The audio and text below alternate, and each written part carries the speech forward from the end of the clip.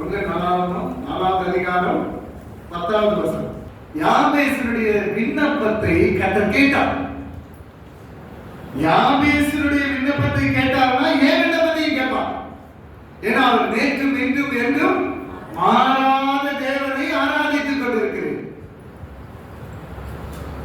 அவர் யாரை பார்க்கிறார்னா இருதயத்தை பார்க்கிறார். யாபேசனுடைய இருதயத்தை ஆண்டவர் பார்த்தார்.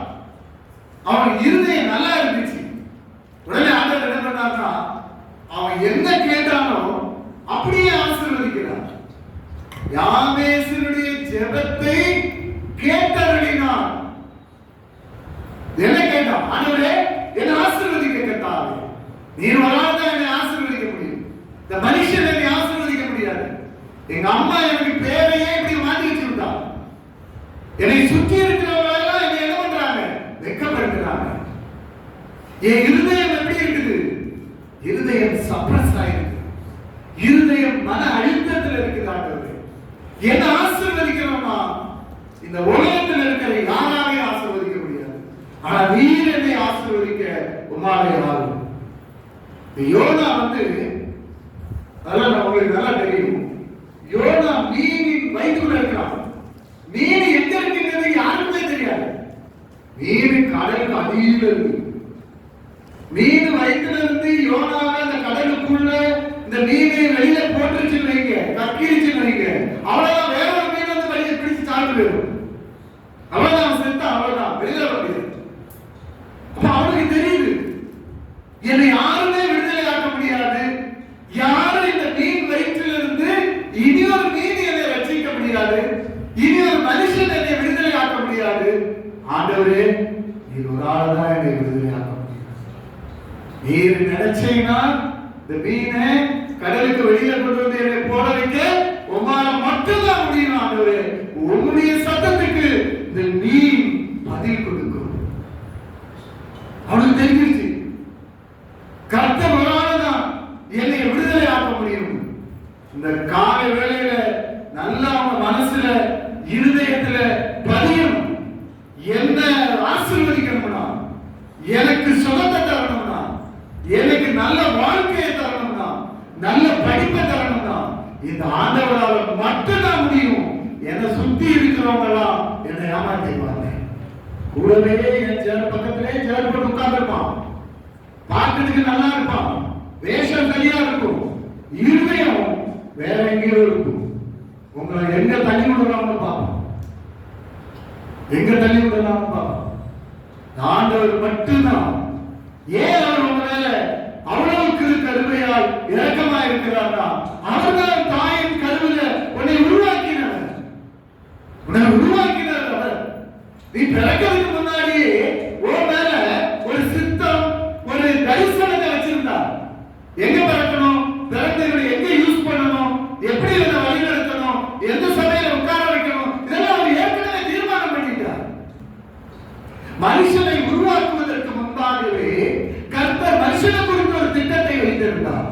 அவர் முதல் அதிகாரத்திலே சொல்றாரு, நீ பலுகி பெருகி பூமியை நிரப்பி அதை கீழ்ப்படுத்தி இதில் இருக்க மச்சங்கள் எல்லாத்தையும் உயிரினங்கள் எல்லாம் நீ ஆண்டு கொள்வாய் என்று சொல்லி ஆசீர்வதித்து அடுத்த அதிகாரத்துல தான் மனுஷனை உருவாக்குகிறார். ஒண்ணு இல்லாம இருக்கலாம், கையில ஒண்ணுமே இல்லாம இருக்கலாம். அந்த யாபேஸ் கையில ஒண்ணும் கிடையாது. அப்பா அம்மா கைவிட்டாங்க. பேசுறாங்க எல்லாரும் துக்கமான வார்த்தைகள். பேசுற வார்த்தையெல்லாம் தீமையா இருந்ததுனால அது இருதயத்தை துக்கப்படுத்துது. அவன் ஜெபிக்கிற ஆண்டவரே இந்த தீமையான வார்த்தைகள், இந்த தீமை என் இருதயத்தை துக்கப்படுத்தாதபடி அதுக்கு விலக்கி என்னை பாதுகாத்துக் கொள்ளுங்க ஆண்டவரே என்றான். ஜெபிக்கணும். இது விரோதமாக எழுதுகிறாங்க. என்னை சுற்றி இருக்க ஒன்றும் தெரியல ஆண்டவரே, என்னை பாதுகாத்துக் கொள்ளுங்க ஆண்டவரே. அடிக்கடி ஜெபிக்கணும். சத்துரு என்ன பார்க்கும்போது எனக்கு முன்னாடி இருக்கிற கல்வாரி சிலுவை அவனுக்கு தெரியும், ஓடி போயிடுவான். சிலுவை நிழலினால் தேவனை மறைத்துக் கொள்ளலாம். உங்களை மறைச்சுக்கணும். ஜெபிக்கணும். இருதயத்துல விசாலமான எண்ணங்கள் வரணும். ஜெபத்தை பாருங்களேன். சின்ன பையன் என்ன ஆசீர்வாதங்கள் சொல்லலாம். எப்படி சொல்லலாம்? என் எல்லையை பெரிதாக்குங்க ஆண்டவரே அப்படிங்கிறான். ஒரு குறுகிய வட்டத்துக்குள்ள இருந்துட்டு இருக்காங்க. ஒரு சின்ன வேலையை பார்த்துட்டு இருக்கிறேன், அதனால ஒரு சின்ன வீட்டில் உட்கார்ந்துட்டு இருக்கிறேன், அதனால கொஞ்சம் தான் நான் படிச்சிருக்கிறேன், இதுக்கு மேல படிக்க முடியலையா ஆண்டவரே? இப்ப பேசணும், இவ்வளவுதான் நான் படிச்சிருக்கிறேன், இதுக்குதான் எனக்கு முடிஞ்சிருக்கு. ஆனா நீ இதை விட மேலான ஆண்டவர், நீ ஒருவராய் பெரிய அதிசயங்களை செய்கிற தேவன் எனக்குள்ள இருக்கிறீர். ஏழையை பெரிதாக்குங்க ஆண்டவரே, என் வேலை சின்னதா இருக்குது, இதை பெரிதாக்குங்க ஆண்டவரே. பெரிதாக்குங்க, என்னையால முடியாது, நான் மனுஷன் ஆண்டவரே, எனக்கு உதவி செய்ய உம்மாலே ஆகும் கர்த்தாவே. உதவி செய்வார். அவருடைய எண்ணங்கள் அப்படிப்பட்டது. என்னுடைய பையன், என் மகா, நான் உருவாக்கினவர், என்னுடைய ரத்தத்தினால மீட்கப்பட்டவர், நான் இவன் கூட உடன்படிக்கப்பட்டிருக்கிறேன், புதிய உடன்படிக்கையின் பிள்ளைகள், இவரை நான் ஆசீர்வதித்திருக்கிறேன், பரிசுத்த ஆவியானவரால் முத்திரை போடப்பட்ட ஆள். இப்படியே இருக்கால எத்தனை வருஷமா? ஐயா இவரை நல்லா இருக்கணுமே, இவரை தூக்கி விடணுமே பார்த்துட்டே இருக்காரு. எப்படி இங்கேயும் கூப்பிடுறீங்கன்னு காத்துறாரு. கூப்பிட்டீங்கன்னா உடனே வந்து இருக்கிற இடத்துல இருந்து தூக்கி விட்டுருவார். அவன் குறைவுள்ளவராக இருந்திருப்பாங்க. யாரு சொன்னா என் எல்லையை விரிவாக்குங்க ஆண்டவரே, பெருசாக்குங்க ஆண்டவரே அப்படிங்கிறான். யாக்கோபு அப்போஸ்தலனாகிய யாக்கோபு எழுதும்போது 1வது அதிகாரத்துல, யாக்கோபு 1வது அதிகாரத்துல 5வது வசனம் சொல்றாரு, உங்களில் ஒருவன் ஞானத்தில் குறைவுள்ளவனாய் இருந்தால் யாருக்கும் சம்பூர்ணமாய் கொடுக்கிறவரும் ஒருவரையும் கடிந்து கொள்ளாதவரும் தேவனிடத்தில் கேட்க கடவுள். எப்படி சொல்றாரு? சம்பூர்ணமாய் கொடுக்கிறவர். குறைவா இருக்குதா? ஞானம் இல்லாம இருக்குன்னு தோணுதா? எனக்கு புத்தி பத்தாதுன்னு தோணுதா? எனக்கு ஞாபக சக்தி வரமாட்டேன்னு இருக்குதா? இல்ல இவ்வளவுதான் படிச்சிருக்கிறேன், இன்னைக்கு இதுதான் முடியுதுன்னு தோணுதா? வளர்ந்தால் ஆண்டவர்கிட்ட கேட்கணும். குறைவுள்ளவன் கட்டணத்தில் வருகிறார், நிறைவாய் ஆசீர்வதிக்கிறது, கொஞ்சம் ஆசீர்வதிக்க மாட்டார், நிரம்பி வலியப்பட்டுகிறது. நான் உனக்கு ஒரு பந்தியை ஆயத்தப்படுத்தி எங்கேயா சத்துருக்களுக்கு முன்பாக, சத்துருக்களை சுத்தி இருக்கலாம், எப்படி உன்னை அழிக்கலாம், எப்படி உன்னை கொல்லலாம், எப்படி உன்னை இல்லாமக்கலாம், எப்படி உனக்கு விரோதமா பொய்யான சாட்சிகளை சொல்லலாம், பொய்யான வதந்திகளை பேசலாம் அப்படின்னு ஒன்றாக யோசிச்சுட்டு இருக்கலாம். ஆண்டவர் சொல்கிறார், அவன் மத்தியில உனக்கு ஒரு பெரிய பந்தியை நான் ஆயத்தப்படுத்துவான். ஒரு தலையை எண்ணெயால் அபிஷேகம் பண்ணுவேன். இந்த அபிஷேகம் உனக்குள்ள வந்துருச்சுன்னா ஒரு பாத்திரம் நிரம்பி ஒளியும். ஓவிலிருந்து அநேக இந்த பாத்திரத்திலிருந்து உன்னுடைய ஊற்றுக்கண்கள் திறக்கப்பட்டு அநேக மூலமாக ரட்சிக்கப்படுவாங்க. அதுக்குதான் அவங்களோட பேசிட்டு உடைய அறைப்பட்ட ஊற்றுக்கண்கள் எல்லாம் திறக்கப்படும், மனக்கண்கள் திறக்கப்படும், மனக்கண்கள் திறக்கப்படும். கர்த்தாவே, பிரகாசமுள்ள மனக்கண்கள் எனக்கு தாங்காதவரே, உணர்வுள்ள இருதயத்தை தாங்காதவரே. நீ பேசிக்கிட்டே இருக்கிறீர்கள், நானும் கேட்கிறேன், ஆனா இருதயத்துல உணர்வு இல்லையே ஆண்டவரே. உணர்வுள்ள ஒரு இருதயத்தை எனக்கு தாங்காதவரே. உங்களுடைய வார்த்தைக்கு செவி கொடுக்கக்கூடிய ஒரு நல்ல செவியை, கேட்கிற செவியை எனக்கு தாங்காதவரே. உண்மை பார்க்கக்கூடிய உங்களுடைய அன்பை, உங்களுடைய இரக்கத்தை, உங்களுடைய தயவை, உங்களுடைய கிருபையை, உங்களுடைய மேல நீர் வைத்திருக்கிற உங்களுடைய தரிசனத்தை பார்க்கக்கூடிய ஒரு மனக்கண்களை எனக்கு திறந்து விடுங்க ஆண்டவரே. ஆவிக்குரிய கண்களை எனக்கு தாங்க ஆண்டவரே. அறிவு கொடுத்தார். ஞானிகளுக்கு ஞானத்தை கொடுக்கிற தேவன், அறிவாளிகளுக்கு அறிவை கொடுக்கிற தேவன், ராஜாக்களை தள்ளி ராஜாக்களை ஏற்படுத்துகிறவர், நான் ஆராதிக்கிறவர் ஜீவனுள்ள தேவன், எனக்குள்ள இருக்கிறவர் ஜீவனுள்ள தேவன், எனக்குள்ள இருந்து என்னை வைத்து அசாதாரணமான காரியத்தை இந்த உலகத்தில் செய்வார். சும்மா சாதாரணமா என்னை அழைக்கல. நான் ஒரு சாதாரணமான ஆள் கிடையாது. ஏன் நான் சாதாரணமான ஆள் கிடையாது? எனக்குடைய கிறிஸ்து இருக்கிறார், எனக்குடைய ஜீவன் இருக்கிறது.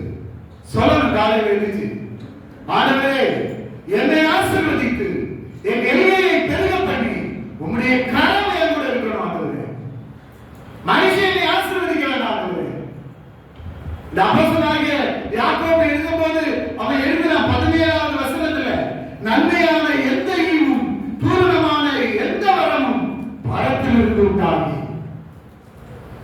இருந்து உண்டாகுது? பரத்திலிருந்து உண்டாகுது. பரலோகத்தின் தேவன் என்னை ஆசீர்வதிப்பார். நீ என்னை ஆசீர்வதிக்க வேண்டாம். ஆசீர்வாதத்துல வேதனை இருக்கும்.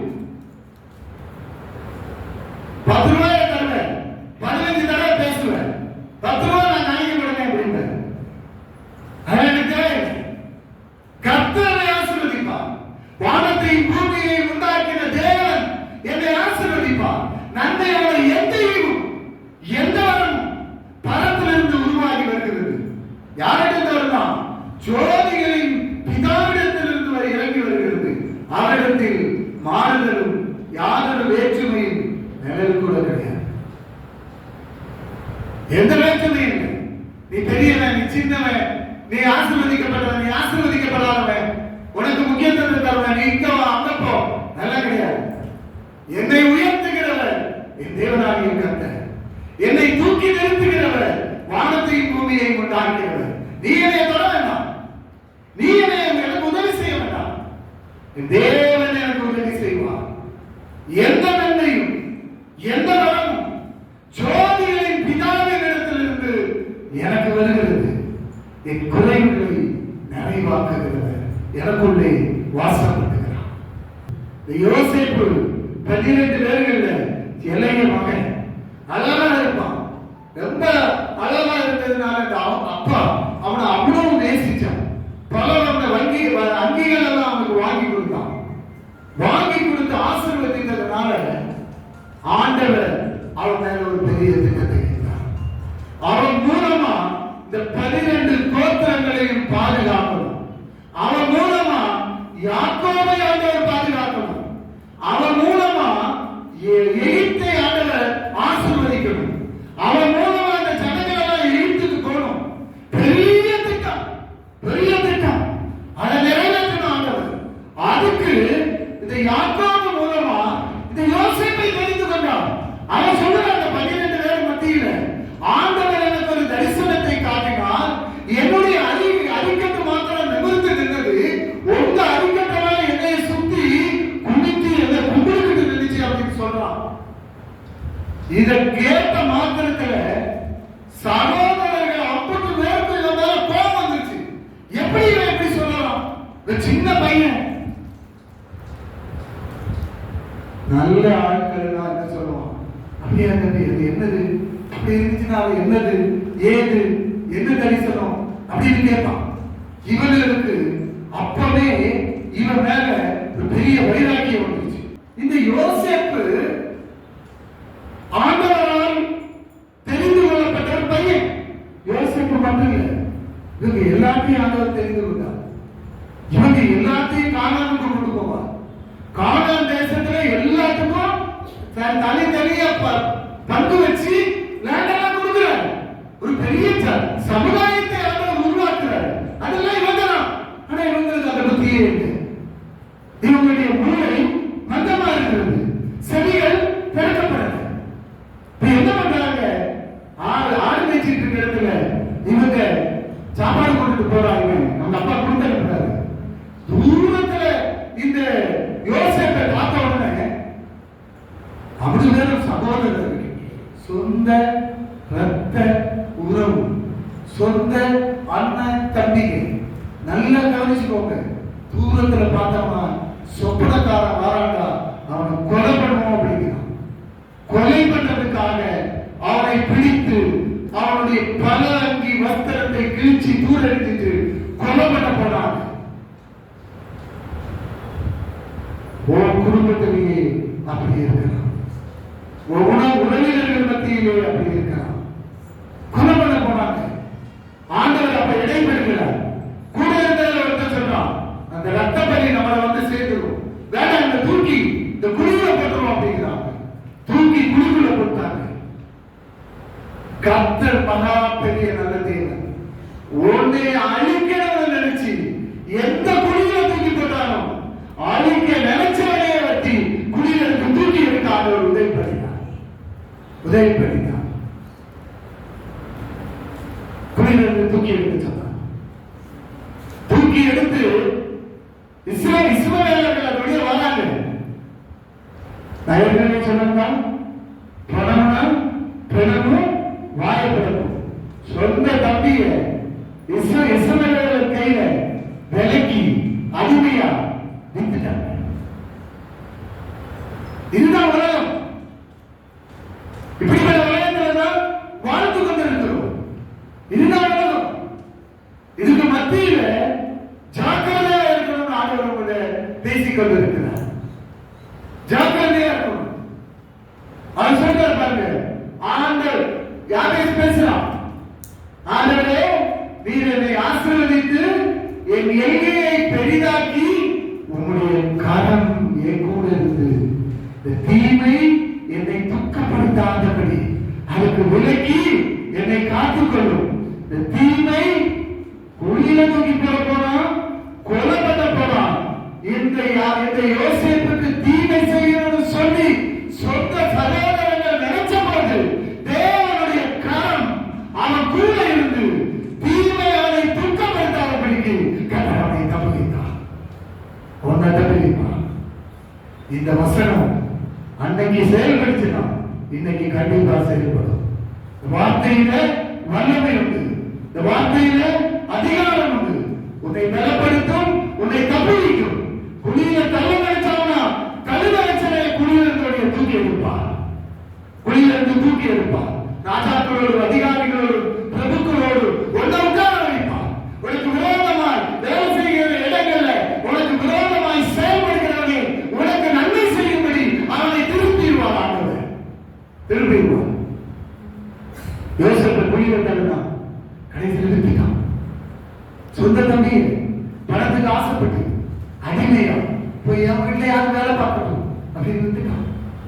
அவன் கொண்டு போனா இஸ்ரவேலுக்கு கொண்டு போய் எகிப்து தேசத்துல போத்திபாருடைய வீட்டுல விட்டுட்டான். ஆனா எங்க விட்டா எனக்கு தேவனுடைய கரம் உங்க கூட இருந்துச்சுன்னா எந்த இடத்துல இருந்தாலும் சரி, அது போத்திபாரு வீடா இருந்தாலும் சிறைச்சாலையா இருந்தாலும் சரி, தேவனுடைய கரம் கூட இருந்துச்சுன்னா ஆண்டவர் காரியத்தை மாறுதலாய் அமையப்படுவார். ஆதியாகமம் 39, 21, 23, 39:2 என்ன சொல்றாரு? கர்த்தர் யோசேப்போடு கூட இருந்தார். யாசேப்பு சொல்றியா? யாபேசு சொல்றான், கர்த்தருடைய கரம் என் கூட இருந்து தீமையை துக்கப்படுத்தாதபடி. யோசேப்போடு கூட இருந்ததுனால அடிமையா இருந்த அவன் ஆளு அவன் வீட்டுல அந்த எஜமான் பார்க்கிறான், இவன் கூட கர்த்தர் இருக்கிறார். என்ன செய்தாலும் காரியம் அப்படியே வாய்க்கிறது. தொட்டதெல்லாம் பொண்ணா மாறிடுது. கையின் பிரயாசத்தை கர்த்தர் வாய்க்கப்படுகிறார்.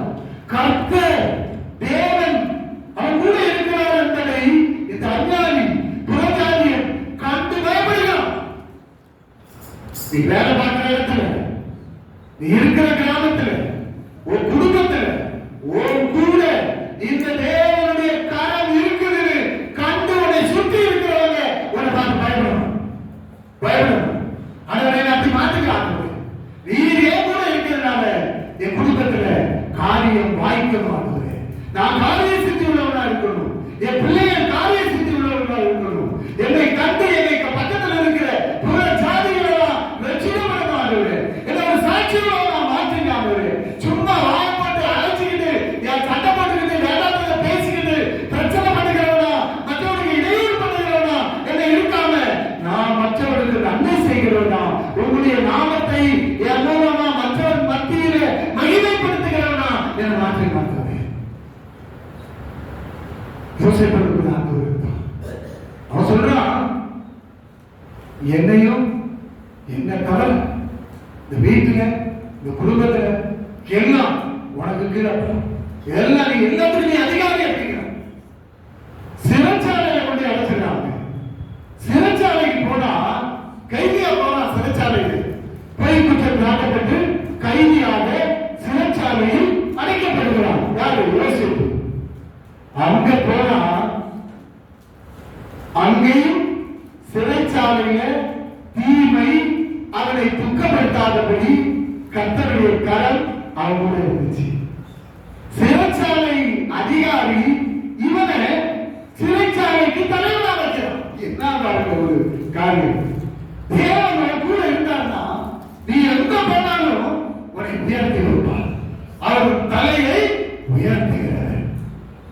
அந்த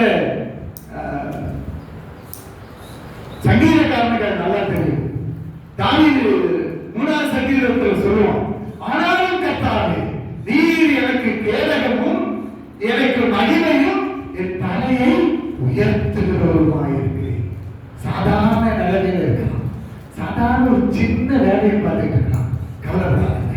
ஆனா நீங்க ஆண்டவர்கிட்ட கேட்கணும், ஆண்டவரே நீர் தலையை உயர்த்துகிறது, உங்களுடைய கரங்களோடு கூட இருக்கு, இந்த தீமையை துக்கப்படுத்தாதபடிக்கு என்னை பாதுகாத்துக் கொள்ள ஆண்டவரே, என்னை உயர்த்துங்க ஆண்டவரே. சிறைச்சாலையிலே யோசேப்பை உயர்த்தவுமால் ஆகும் என்றால் இன்னைக்கு இதே வார்த்தை என்னை உயர்த்தும். அது உனக்கு லேசான காரியம். உயர்த்துங்க, அவனை உயர்த்திச்சு. அடுத்து பார்த்தீங்கன்னா இந்த சிறைச்சாலை அதிகாரிகள் மத்தியில் இருந்தவங்க 2 பேருக்கு அவங்க ஒரு சொப்பனத்தை பார்த்து விடவா. இவன் என்ன சொல்றான்னா, அந்த சொப்பனத்தைக்கு விடையெல்லாம் சொல்லி நீ ராஜாவுடைய அரண்மனைக்குள்ள போயிருந்த, நீ அங்க போகும்போது என்னை நினைத்துக்கொள் அப்படிங்கிறான். யார்கிட்ட சொன்னான்? மனுஷன் சொன்னான், கூட இருந்த கைதி கிட்ட சொன்னான். அந்த போட்டோல இந்த கைதி என்ன பண்ணிட்டான்? மனுஷன் உன்னை மறந்துடுவான். எப்ப உன்னை உயர்த்தணும்னு அவன் சொல்லிவிட்டானோ, ஒரு சான்ஸ் கிடைச்சா கூட உன்னை உயர்த்த மாட்டான், அவன் மறந்துடுவான். மனுஷன் மறந்துடுவான், தாய் தகப்பன் மறந்துடுவாங்க, கூட இருக்கிறவங்க எல்லாம் மறந்துடுவாங்க, சொந்த அண்ணன் தம்பியை விட்டுட்டு உன்னை மறந்துடும். ஆனா உன் கூட இருக்கிற தேவன், அவருடைய கரம் கூட இருந்துச்சுன்னா உன்னை மறக்க மாட்டான். ஏற்ற காலத்தில் உன் தலையை உயர்த்துவான். 13 வருஷம் ஆயிட்டு இந்த பாடுகள் இதுகளுக்குள்ள கூடி இந்த யோசேப்பு வந்துகிட்டே இருக்கிறான். வாலிப பையன் அப்படியே வந்துகிட்டு இருக்கிறான். 13 வருஷம் கழிய போது கரெக்டான நேரம் வந்த போது சிறைச்சாலையில் இருந்த இந்த யோசேப்பை தேடி ராஜா தன்னுடைய சாரியாட்டை அனுப்புறான். அவனுடைய ரதவர்களை அழைத்து கொண்டு போறேன், நல்ல துணி எல்லாம் அனுப்பி கொண்டு வரான், நல்ல உடையெல்லாம் உடுத்தி அவங்க ரொம்ப சட்டில் தானா எங்க பண்ணிட்டு போறாங்க. தேவன் அவனை யாருக்கு அழைச்சிட்டு போனான்? ராஜாவுக்கு அழைச்சிட்டு போனான். புழுதியிலும் குப்பையிலும் இருந்து தூக்கி எடுத்து ராஜாக்களோடும் அதிகாரிகளோடும் உட்காரப்படுகிற தேவன் நம்முடைய தேவன். அன்னைக்கு யோசேப்புக்கு செய்தானா, இன்னைக்கு உனக்கு செய்வார், உன் பிள்ளைகளுக்கு செய்வார், சபையில் ஆண்டவர் செய்வார். தேவன் உண்மை உள்ளவர். இன்னைக்கும் நேற்றும் நாளையும் மாறாத தேவனை இந்த காலவேளையிலே ஆராதித்துக் கொண்டிருக்கிறோம். அவன் அனுப்பியவனை அழைத்து உன்னுடைய தலையை உயர்த்துவார். யாரெல்லாம் உன்னை கேவலப்படுத்தணும், உன்னை சப்ரஸ் பண்ணணும், உனக்கு வேண்டாம் செய்யணும் நினைச்சாங்களோ அவங்க மத்தியில ஒரு தலையை உயர்த்தி உன்னை எண்ணெயால் அபிஷேகம் பண்ணுவார். உன் பாத்திரம் நிரம்பி வழியும். எவ்வளவா அநேக ரட்சிக்கப்படுவாங்க, அநேகருக்கு இந்த நன்மை போய் சேரும். ஒரு திட்டத்தோடு, ஒரு நோக்கத்தோடு, ஒரு தரிசனத்தோடு அழைத்துக் கொண்டு வந்து கர்த்தர் மத்தியில பேசிக் கொண்டிருக்கிறார். அதுவரை இருதயம் திறக்கணும், அதுவரை செவி திறக்கணும். எனக்கு பலம் இல்லை, வேலை பார்க்க முடியல, எனக்கு பலம் இல்லை, பைபிள் படிக்க முடியல, எனக்கு பலம் இல்லை, எனக்கு ஜெபிக்க முடியல ஆண்டவரே, எனக்கு பலம் இல்லை, எனக்கு சொல்றதெல்லாம் தாங்க, எனக்கு சக்தி இல்லை ஆண்டவரே, உதவி செய்யுங்க கர்த்தாவே. இந்த தீமை என்னுடைய இருதயத்தை துக்கப்படுத்தாதபடி அதுக்கு விலக்கி என்னை காப்பாற்றுங்க ஆண்டவரே. நம்பி வந்தேன், ஆனா உடனே நடக்கலையே ஆண்டவரே.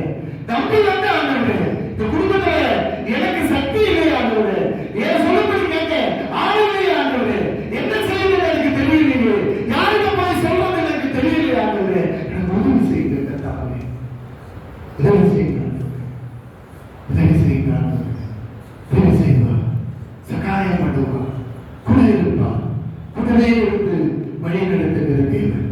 2வது பேசுவாங்க, நீ உருப்பட மாட்ட அப்படிமா, நீ என்ன எனக்கு ஏன்டாலும் எனக்கு திறந்து அப்படிமாங்க. இப்படி அது எதுன்னு சொல்லி இருதயத்தை காயப்படுத்துவாங்க, மூளையை வணங்க பண்ணுவாங்க. கூட இருக்கவங்க மட்டும் இல்லை, கூட வேலை பார்க்கறவங்க செய்வாங்க, பக்கத்து வீட்டுக்காரன் செய்வான். நீ இருதயத்தை எப்படியும் கெடுத்துடணும் பார்ப்பான். ஆனா இந்த இருதயத்தை எனக்கு தந்தது தேவாதி தேவன், ராஜாதி ராஜா, குறைவுள்ளவர், உங்களுடைய யாரையும் காயப்படுத்த மாட்டேன்னு சொல்லி இருக்கிறீர்கள். எனக்கு உதவி செய்யுங்க கர்த்தாவே. நான் உம்முடைய பிள்ளை, உம்முடைய கையின் கிரியைகள். என் தாயின் வயிற்றுல என்னை காப்பாற்றினீர். என் தாயின் கருவுல என்னை உருவாக்கும் போது கடத்தினாம புத்தி பாதுகாத்துக் கொண்டீர். என் தாயின் வயிற்றிலிருந்து நான் வெளியில வரும்போது உம்முடைய கரம் என்னை தாங்கினது. இவ்வளவு நாளும் என்னை பாதுகாத்து வழிநடத்தினீர். என் மேல தப்பு இருந்துச்சுன்னா என்னை மன்னிச்சிருக்காண்டவரே. நான் தவறு பண்ணியிருந்தோம்னா என்னை மன்னிச்சிருக்காண்டவரே. எனக்கு உதவி செய்யுங்க கர்த்தாவே. என்னை பலப்படுத்துங்காண்டவரே. இந்த தீங்கு என்னை துக்கப்படுத்தாதபடி என்னை பாதுகாத்து ஆண்டவரே, என்னை யோசேப்பை போல புழுதியிலும் குப்பையிலிருந்து தூக்கி எடுத்து ராஜாக்களோடும் அதிகாரிகளோடும் உட்கார பண்ணின தேவன் என்னை ஆசீர்வதிக்காண்டவரே. உட்கார பண்ணுங்காண்டவரே. என் தலையை உயர்த்துங்காண்டவரே. என் குடும்பத்தை உயர்த்துங்காண்டவரே. இப்படியே இருக்குமே ஆண்டவரே. இத்தனை வருஷம் ஆகுதே ஆண்டவரே. யாருக்கும் என்னால பிரயோஜனம் இல்லையே ஆண்டவரே. எனக்கு உதவி செய்யுங்க. கேட்கணும். இருதயத்தை பார்க்கிற தேவன் மனுஷனா உலக பார்ப்பான். கர்த்தர் இருதயத்தை பார்ப்பான். கைவிடவே மாட்டான். அவனை உயர்த்தினான். சொந்த அண்ணன் தம்பிங்க இவங்களுடைய கண்கள் திறக்கப்படலை. இவனையும் அவன் அப்பாவையும் வந்து பார்க்கிறாங்க. சொல்றாங்க இவங்க, ஐயோ யோசேப்பு தான் எகிப்தையே காப்பாற்றிக்கிட்டு இருக்கிறான். எகிப்துக்கே ராஜாவுக்கு தகப்பனாயிட்டான். ராஜாவை மட்டும் இல்ல, எகிப்து தேசம் மொத்தத்தையும் காப்பாற்றான். அதுக்குரிய ஞானத்தை அவர்களுக்கு கொடுத்தான். அது மட்டும் இல்லாம பக்கத்து தேசத்துல இருந்து எல்லாம் விதமானாங்க. எல்லாத்தையும் போஷிக்கிறான். ஞானமா நடக்கிறான். சொந்த தாய் தகப்ப பிள்ளைகள் அண்ணன் தம்பி எல்லாம் வராங்க. குணப்படிவானோடு பயப்படலாம். பேசுறதுக்கு பயப்படாங்க. அவன் சொல்றான், அப்படி இல்லை, அப்படி இல்லை சகோதரர்களே. கர்த்தர் உங்களுக்கு ஜீவரட்சணியம் பண்ணும்படிக்கு உங்களுக்கு முன்பாக தேவனை இந்த இடத்துக்கு கொண்டு வந்தார். நீங்க ஒருவேளை அப்படி நினைச்சிருக்கலாம். கொல்லலாம், அழிக்கலாம், குளிர போடலாம், வித்திருக்கலாம், எல்லாம் செய்திருக்கலாம். ஆனால் தேவன் என்னை இந்த இடத்துக்கு கொண்டு வந்து என்னை உயர்த்தினதுக்கு ஒரு நோக்கம் இருந்தது. ஏவலமா உனக்கு நீ ஜீவரட்சணியம் பண்ணும்படி, இந்த இஸ்ரவேல் சமுதாயத்தை காப்பாற்றும்படி, எகிப்தில் அவனுக்கு ஒரு இடத்தை உண்டு பண்ணும்படி, எகிப்தில் அவனுக்கு சாப்பாடு கொடுத்து அவனை போஷித்து அவனை வளர்க்கும்படிக்கு கர்த்தர் என்னை ஜீவரட்சணை பண்ணுகிற ஆளாய் என்னை மாற்றினார் அப்படிங்கிறான். ஹல்லேலூயா. உங்களை அப்படி மாற்றுவான். உங்களை மாற்றுவான். நேற்றும் இன்றும் என்றும் மாறாத ஒரு தேவனை கர்த்தர் நீங்க ஆராதித்துக் கொண்டிருக்கிறீர்கள். பிள்ளைகள் சொந்த தம்பியான எல்லாருமே குணப்பட நினைச்சாங்க, விட்டாங்க, காசு உண்டாக பண்ணாங்க. ஆனா யாரு மேலையும் அவனுக்கு எந்த வெறுப்பும் இல்லை. யாரு மேலையும் அவன் கோபப்படலை. ஏன்? கர்த்தர் அவன் மேல வச்சிருந்த தரிசனத்தை அவன் அறிந்து கொண்டான். கர்த்தர் மேல ஒரு தரிசனம் வச்சிருக்கிறார். கர்த்தர் என்னை ஒரு தீர்க்க தரிசியாய் தெரிந்து கொண்டார். கர்த்தர் என்னை ஒரு தரிசனம் உடையவனாய் தெரிந்து கொண்டார். இல்லைனா கர்த்தர் எனக்கு மேல ஒரு சித்தத்தை வைத்து என்னை தெரிந்து கொண்டார். ஒருவேளை இத்தனை வருஷங்களாய் அந்த தரிசனம் நிறைவேறாமல் இருந்திருக்கலாம். இப்ப அந்த தரிசனத்தை நிறைவேற்ற, அந்த தரிசனத்தை இந்த ஜனங்கள் மத்தியில் அதை நிறைவேற்ற என்னை ஆண்டவர் எனக்கு பயன்படுத்துகிறார். அதனால நீ என்னை அழிக்க நினைச்சிருந்தாலும் எனக்கு ஒருவேளை எந்த கோபமும் இல்லை. இது கர்த்தருடைய திட்டம், கர்த்தருடைய திட்டம். அவன் ஏற்ற காலத்தில்